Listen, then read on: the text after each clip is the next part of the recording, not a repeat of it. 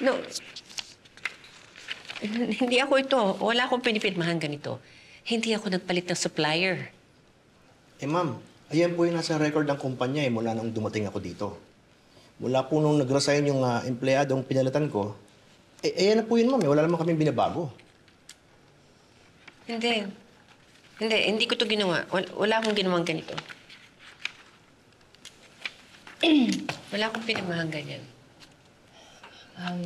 Mr. Dindo, okay lang po ba na sa kanilang tayo mag-usap? Pwede po bang iwan niyo muna kami ni Lola? No problem ma'am. Kung meron po kayo ibang kailangan, ipatawag lang po ako. Maraming salamat po.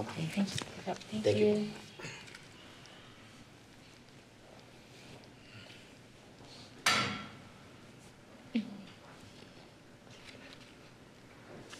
Lola, sigurado po ba kayo na hindi kayong pumirma niyan? Ina, wala akong natatandaan na pinirmahan na ganito. Pero baka naman... The test showed you have moderate dementia due to Alzheimer's disease. Alzheimer's is a neurodegenerative disease. It attacks the brain and it reduces cognitive function.